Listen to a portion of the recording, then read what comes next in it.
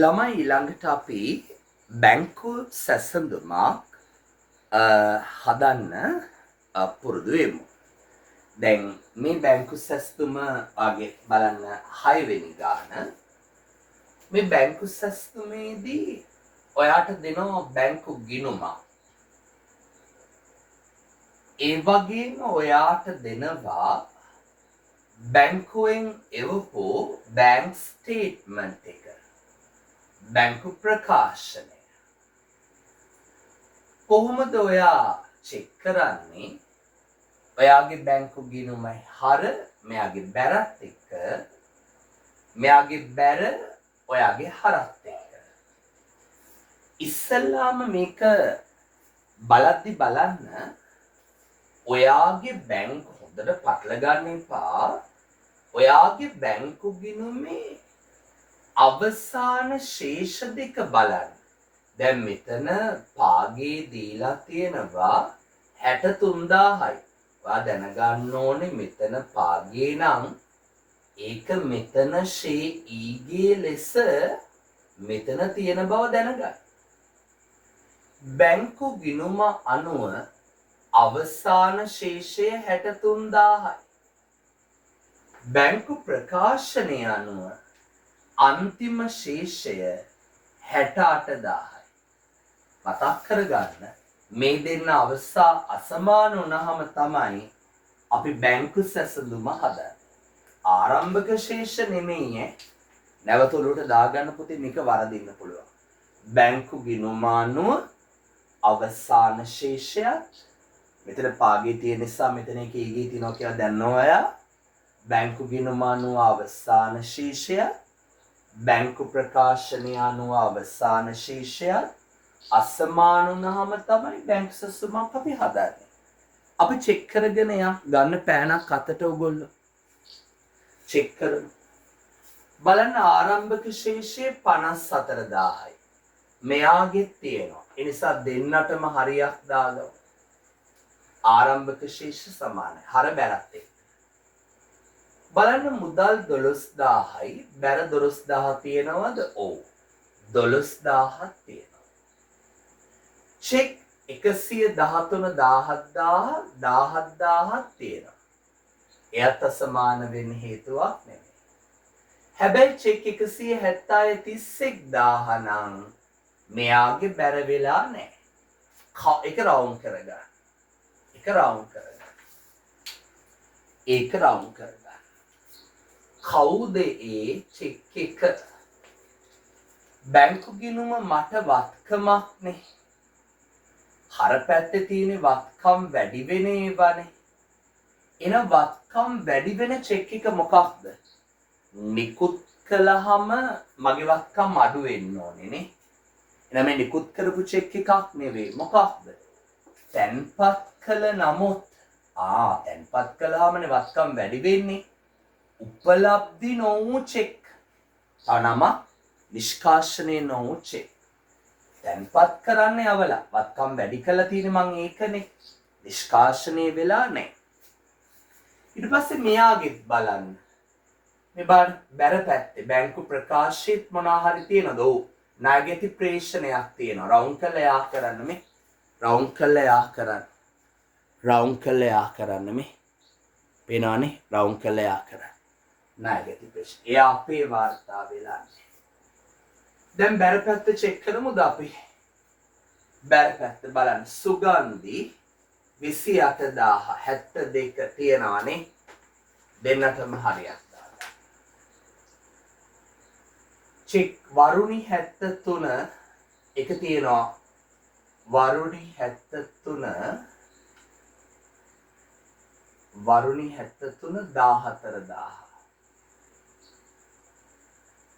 බබාර අතර 9000 එක නෙමෙයි. වරුණි මේ 73 එක නෑ. රයිට් අර චෙක් අංක 73 කියන එක මෙතන පොඩ්ඩක් කපා ගන්න බබා. ඒක 74 කරගන්න. මම ඒක හදලා පෙන්නන්නද? ඒක හදලා පෙන්නන්නද? මෙන්න මෙතන 74 කරගන්න. මෙන්න මෙතන චෙක් අංක 74 කරගන්න. මේ 9000 ඉස්සරහයි. එතකොට ආයි බලන්නකො පොඩ්ඩක් මේ. මෙන්න මෙතන පොඩ් printing mistake එකක් තියෙනවා මෙන්න මෙතන. 1,74,900. දැන් බලන්නකො ආපහු වරුනි 14,000 ඒක නෑ. ඒක රවුන්ඩ් කරගන්න. වරුනි 14,000 නෑ. ඒක රවුන්ඩ් කරලා යාට.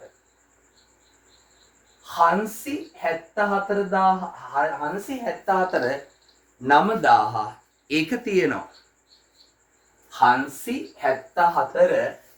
9,000 තියෙනවා. හරියට දාන්න. right. ඊට පස්සේ බලන්න බැංකු ප්‍රකාශනයේ 2,000 යවුම් කළ යා කරගන්න බැංකු ගාස්තු. right. මෙන්න මෙතන පොඩි වැරද්දක් තිබ්බා. මේ චෙක් එක 73,74 කරගන්න කිව්වා. ඒ 9,000 මේ 9,000. මෙන්න මේ වර්ණි කියන එක නම් අපි ළඟ වාර්තා වෙලා තිබ්බේ නැහැ. දැන් අසමානතාවයට හේතු ලියන්න කියලා අහන්න පුළුවන් විභාගේ. ඒතර අසමානතාවයට හේතු ලියන්න කිව්වොත් ඔයා මොකද කරන්නේ? ඔයලා වුන් කරපුවා ලියනවා. මොනවාද? අපි ලියනවා මෙහෙම. තැන්පත් කළ නමුත් නිෂ්කාශනය නොවූ චෙක්. අර හර පැත්තේ තිබ්බේ චෙක් අංක 176 31,000. ඇහුවොත් විතරයි ලියන්නේ. මේ පැත්තේ තියෙන චෙක් එක මොකද්ද මේ? මේ වරුනි මේ මගේ අත බලන්න වරුනි 14,000 මේ රවුන්ඩ් කරලා තියෙන. ඒ මොකක්ද? වත්කම් අඩු වෙන පැත්තේනේ තිබ්බේ. මොකක්ද? නිකුත් කළ නමුත් ගෙවීමට ඉදිරිපත් නොවූ චෙක්.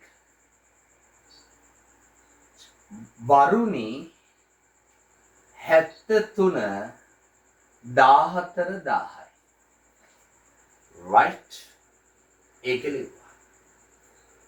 ඊට පස්සේ බැංකු සැසඳුමේ තියෙන ඒවා ගමු. ණය ගැටි ප්‍රේෂණ 24,000. මෙයා ඊළඟට බැංකු ගාස්තු 2,000. ඔන්න අසමාන වෙන හේතු. ඊළඟට අපි ඉස්සෙල්ලාම මොකද්ද හදන්නේ? අපි ඉස්සෙල්ලාම හදනවා පැටව සංශෝධිත බැංකු ගිණුම. ටී ගිණුම් ගහන්නේ මෙන්න වරද්දන තැන වරද්දනවමයි. ඔළුවට දාගන්න වරද්දනවමයි මේක. ඉස්සෙල්ලා දාගන්නේ මෙන්න මේ වැරදිලා තියෙන බැංකු ගිණුමේ ශේෂය. මේ ආරම්භක ශේෂය නෙමෙයි ඈ. මම රවුන්ඩ් කරලා පෙන්නද පැටික් නම් මේකේ.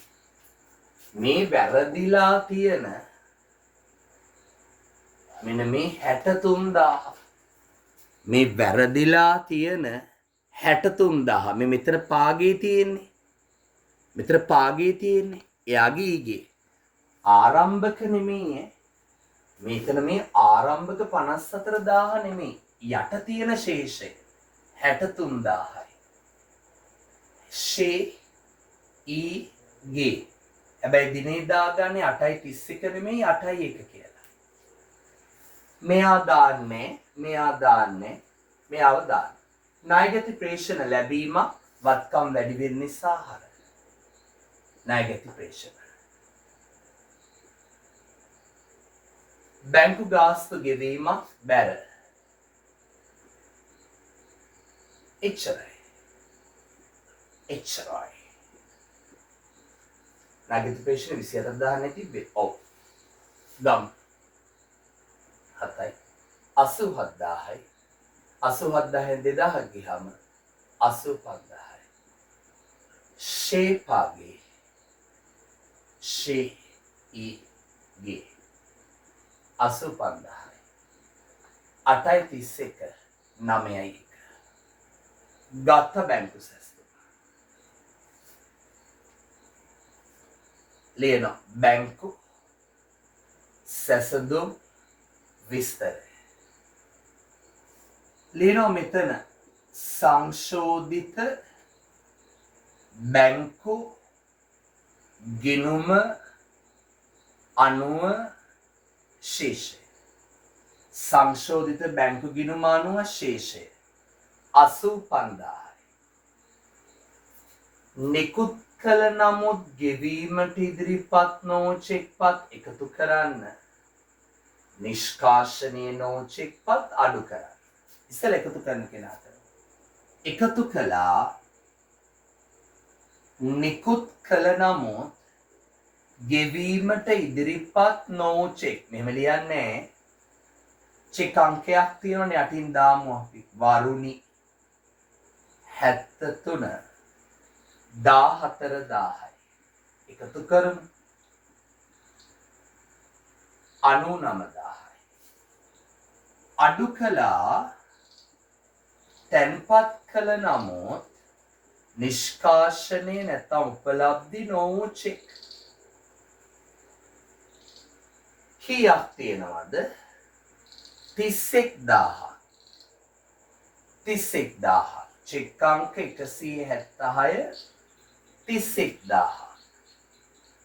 අඩු කළාම 8යි 9 3ක් 6යි 68000යි. උත්තරේ හරිනේ. උත්තරේ හරිද කියලා බලන්නේ කොහොමද? මෙන්න මේ අන්ඩර්ලයින් කරලා තියෙන්නේ. බැංකු ප්‍රකාශනයේ මේ අන්තිම උත්තරේ මෙන්න මෙයා අපිට එනවා නම් හරිනේ. එහෙනම් මේ තමයි බැංකු ප්‍රකාශනය අනුව අවසාන ශේෂය. අපිට අර බැංකු වෙන ප්‍රකාශනය අනුව අන්තිමට තියෙන්න ඕනේ ගාන. right? එනම් බැංකු සැස්දුමත් අපි හරි. right?